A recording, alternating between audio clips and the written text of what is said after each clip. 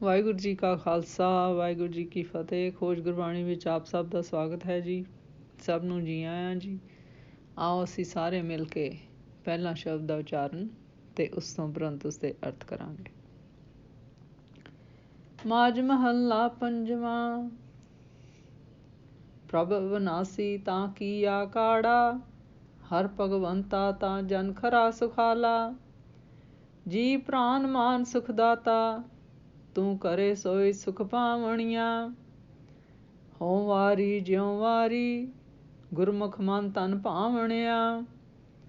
ਤੂੰ ਮੇਰਾ ਪਰਬਤ ਤੂੰ ਮੇਰਾ ਓਲਾ, ਤੁਮ ਸੰਗ ਲਵੇ ਨ ਲਾਵਣੀਆਂ। ਰਹਾਓ ਤੇਰਾ ਕੀਤਾ ਜਿਸ ਲਾਗੇ ਮੀਠਾ, ਘਟ ਘਟ ਪਾ ਬ੍ਰਹਮ ਤਿਨ ਜਨ ਡੀਠਾ। ਥਾਨ ਤਨੰਤਰ ਤੂੰ ਹੈ, ਇੱਕੋ ਇੱਕ ਵਰਤਾਵਣਿਆ। ਸਗਲ ਮਨੋਰਥ ਤੂੰ ਦੇਵਨਹਾਰਾ, ਭਗਤੀ ਪਾਏ ਭਰੇ ਭੰਡਾਰਾ। ਦਇਆ ਧਾਰ ਰਾਖੇ ਤੁਧ ਸੇਈ, ਪੂਰੇ ਕਰਮ ਸਮਾਵਣਿਆ।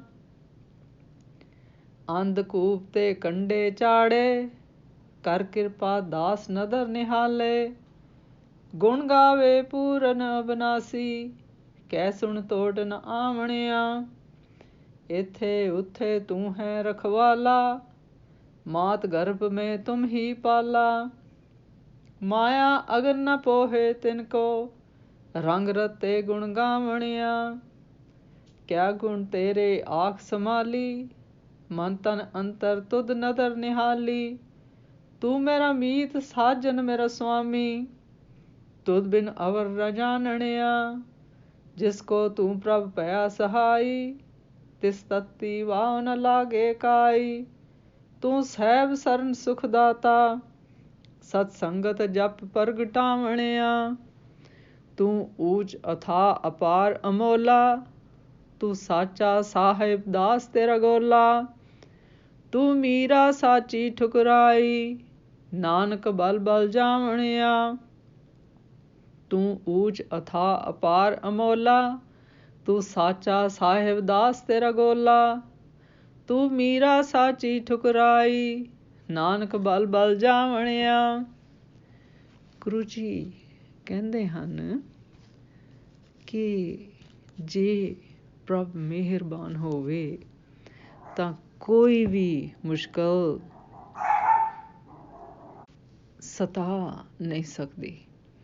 ਹਰ ਤੇ ਭਗਤ ਸਦਾ ਸੁਖੀ ਰਹਿੰਦੇ ਹਨ ਜੀ।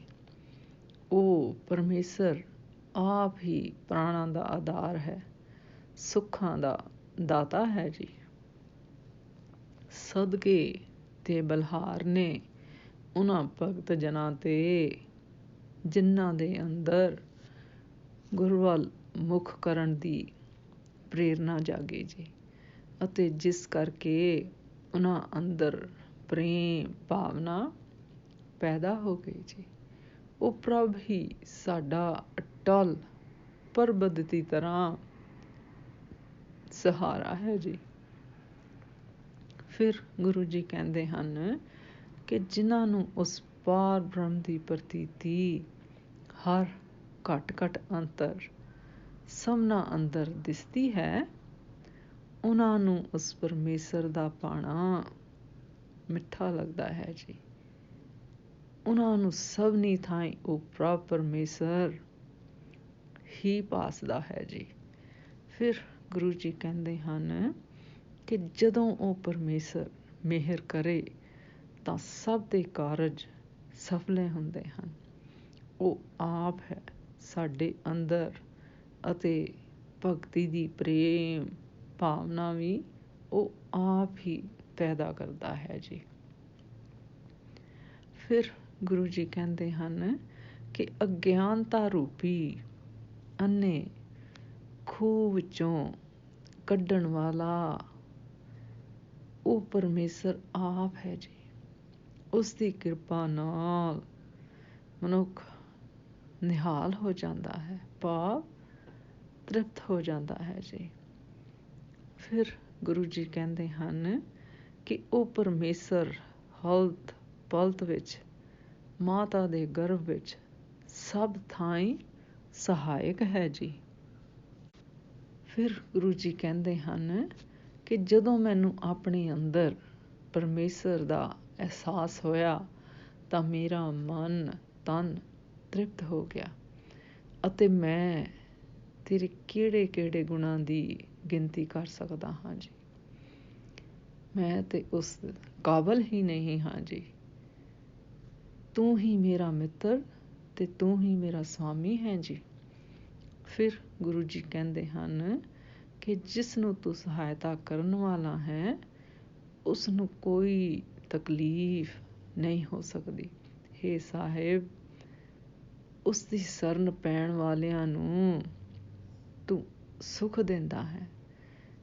ਜਿਨ੍ਹਾਂ ਨੇ ਸਤ ਸੰਗਤ ਵਿੱਚ ਬੈਠ ਕੇ ਤੇਰਾ ਨਾਮ ਜਪਿਆ ਹੈ ਜੀ। ਭਾਵ ਜੋ ਗੁਰਸ਼ਬਦ ਗੁਰਬਾਣੀ ਦੀ ਓਟ ਆਸਰਾ ਲੈ ਕੇ ਉਸ ਦੀ ਸਿੱਖ ਤੇ ਚੱਲ ਕੇ ਸਤ ਸੰਗਤ ਵਿੱਚ ਬੈਠਦੇ ਹਨ, ਉਹਨਾਂ ਨੇ ਤੇਰਾ ਨਾਮ ਜਪਿਆ ਹੈ ਜੀ। ਉਹਨਾਂ ਨੂੰ ਤੂੰ ਪ੍ਰਗਟ ਹੁੰਦਾ ਹੈ ਜੀ। ਫਿਰ ਗੁਰੂ ਜੀ ਕਹਿੰਦੇ ਹਨ ਕਿ ਤੂੰ ਸਾਰਿਆਂ ਤੋਂ ਉੱਚਾ, ਅਪਾਰ ਤੇ ਅਮੋਲਕ ਹੈ। ਤੂੰ ਹੀ ਸ੍ਰਿਸ਼ਟੀ ਦਾ ਮਾਲਕ ਹੈ। ਮੈਂ ਤੇਰਿਆਂ ਦਾਸਾਂ ਦਾ ਦਾਸ ਹਾਂ, ਭਗਤਾਂ ਦਾ ਦਾਸ ਹਾਂ ਜੀ। ਤੂੰ ਮੇਰਾ ਸਭ ਤੋਂ ਵੱਡਾ ਹੈ। ਤੇਰਾ ਰਾਜ ਸੱਚਾ ਹੈ। ਮੈਂ ਤੇਰੇ ਤੋਂ ਸਦਾ ਬਲਿਹਾਰ ਕੁਰਬਾਨ ਜਾਂਦਾ ਹਾਂ ਜੀ। ਇਸ ਸ਼ਬਦ ਵਿੱਚ ਗੁਰੂ ਜੀ ਸਾਨੂੰ ਦੱਸਦੇ ਹਨ ਕਿ ਜਦੋਂ ਗੁਰਮੁਖ ਸ਼ਬਦ ਗੁਰਬਾਣੀ ਦੀ ਸੇਧ ਲੈ ਕੇ ਉਸ 'ਤੇ ਚੱਲਦੇ ਹਨ ਤੇ ਕਿਸ ਤਰ੍ਹਾਂ ਉਹਨਾਂ ਦੇ ਅੰਦਰ ਇੱਕ ਲਿਵ ਲੱਗ ਜਾਂਦੀ ਹੈ ਅਤੇ ਉਹ ਅਰਦਾਸ ਕਰਨ ਦੇ ਨਾਲ ਨਾਲ ਵਾਹਿਗੁਰੂ ਦੇ ਅਲੌਕਿਕ ਚੀਜ਼ਾਂ ਨੂੰ ਵੇਖਦੇ ਹਨ ਜੀ, ਮਹਿਸੂਸ ਕਰਦੇ ਹਨ ਜੀ ਕਿ ਉਹ ਅਪਰੰਪਾਰ ਕਿਤਨਾ ਵੱਡਾ ਹੈ ਅਤੇ ਸਭ ਨੂੰ ਦਾਤਾਂ ਦੇਣ ਵਾਲਾ ਹੈ ਜੀ। ਜਿਸ ਦੇ ਸਿਰ ਉੱਤੇ ਪਰਮੇਸ਼ਰ ਦਾ ਹੱਥ ਹੋਵੇ ਉਸ ਨੂੰ ਕਿਸੇ ਕਿਸਮ ਦਾ ਫਿਕਰ ਨਹੀਂ ਹੁੰਦਾ। ਉਸ ਦੇ ਹਿਰਦੇ ਵਿੱਚ ਸਾਹਿਬ ਦਾ ਸਿਦਕ ਤੇ ਭਰੋਸਾ ਉਸ ਨੂੰ ਸਦਾ ਸੁਖਾਲਾ ਰੱਖਦਾ ਹੈ। ਪੰਜਾਬੀ ਦੀ ਆਮ ਕਹਾਵਤ ਹੈ, ਸਿਦਕ ਦੇ ਬੇੜੇ ਪਾਰ। ਫਿਰ ਮਨੁੱਖ ਤਾਂ ਕੀ ਮਾਇਆ ਦੀ ਅੱਗ ਵੀ ਉਸ ਨੂੰ ਪੋ ਨਹੀਂ ਸਕਦੀ। ਅਰਦਾਸ ਕਰਨ ਵੇਲੇ ਇਤਨੀ ਅਧੀਨਗੀ ਹੋਣੀ ਚਾਹੀਦੀ ਹੈ, ਜਿਸ ਤਰ੍ਹਾਂ ਸਤਿਗੁਰੂ ਜੀ ਸਾਨੂੰ ਇਸ ਪੰਕਤੀ ਵਿੱਚ ਦੱਸਦੇ ਹਨ।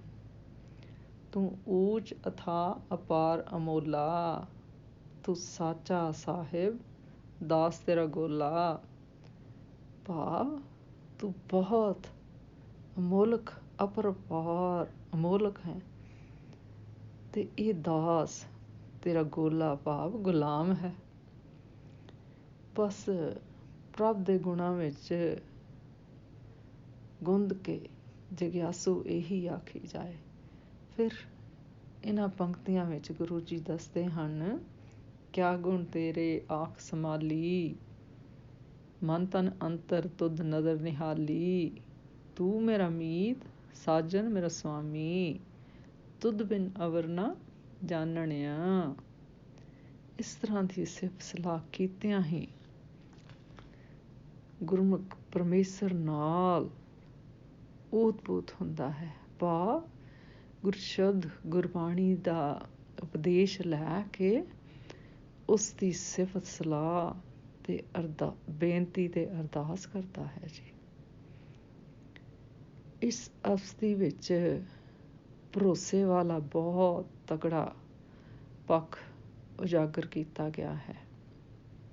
ਗੁਰੂ ਜੀ ਉਸ ਸੱਚੇ ਸਾਹਿਬ ਦੇ ਗੁਰਸ਼ਬਦ ਗੁਰਬਾਣੀ ਰਾਹੀਂ ਸਮਰਥਕ ਰੂਪ ਵਿੱਚ ਇੱਕ ਮਿਕ ਹੋਣਾ ਅਤੇ ਆਪਣੇ ਹਿਰਦੇ ਦੀ ਭਾਵਨਾ ਨੂੰ ਪ੍ਰਗਟਾਉਂਦੇ ਹੋਏ ਆਖਣਾ।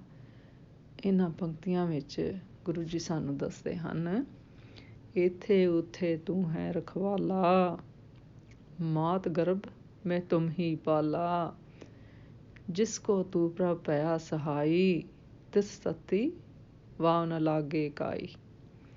ਇਸ ਸੱਚੇ ਸਾਹਿਬ ਦੀ ਸਿਫਤ ਸਵਾਲਿਓ ਹੈ।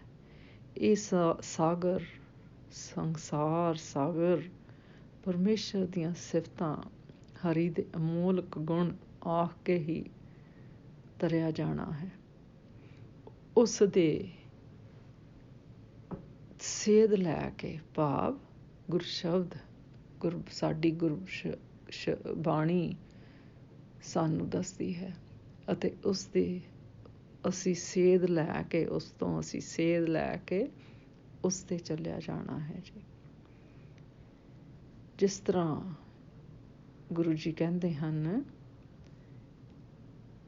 ਇਸ ਸੱਚੇ ਸਾਹਿਬ ਦੀ ਸਵਾਲਿਓ ਹੈ। ਇਹ ਸੰਸਾਰ ਸਾਗਰ ਸਿਫਤਾਂ, ਹਰੀ ਦੇ ਅਮੋਲਕ ਗੁਣ ਆਖ ਕੇ ਹੀ ਤਰਿਆ ਜਾਣਾ ਹੈ। ਸਾਬ ਦਾ ਗੋਲਾ, ਜਿਸ ਤਰ੍ਹਾਂ ਪਿਛਲੀ ਪੰਕਤੀ ਵਿੱਚ ਆਇਆ ਜੀ, ਭਾਵ ਗੁਲਾਮ ਬਣ ਕੇ ਰਜੋਈ ਅਰਦਾਸ ਕਰਨੀ ਹੈ ਜੀ। ਜਿੱਥੇ ਉਸ ਪਰਮੇਸ਼ਰ ਦੇ ਭਾਣੇ ਨੂੰ ਮਿੱਠਾ ਕਰਕੇ ਮੰਨਣਾ ਹੈ, ਉੱਥੇ ਨਾਲ ਹੀ ਉਸ ਤੋਂ ਵਾਰਨੇ ਤੇ ਬਲਿਹਾਰਨੇ ਜਾਣਾ ਹੈ ਜੀ। ਭਾਵ ਉਸ ਦੇ ਹੁਕਮ ਨੂੰ ਮੰਨਣਾ ਹੈ ਜੀ। ਅੱਜ ਦਾ ਵਿਚਾਰ ਕਰਦਿਆਂ ਮੇਰੇ ਕੋਲੋਂ ਨੇਕਾਂ ਭੁੱਲਾਂ ਹੋਈਆਂ ਹੋਣਗੀਆਂ, ਉਸ ਵਾਸਤੇ ਮੈਂ ਖਿਮਾ ਦੀ ਜਾਚਕ ਹਾਂ ਜੀ। ਵਾਹਿਗੁਰੂ ਜੀ ਕਾ ਖਾਲਸਾ, ਵਾਹਿਗੁਰੂ ਜੀ ਕੀ ਫਤਿਹ।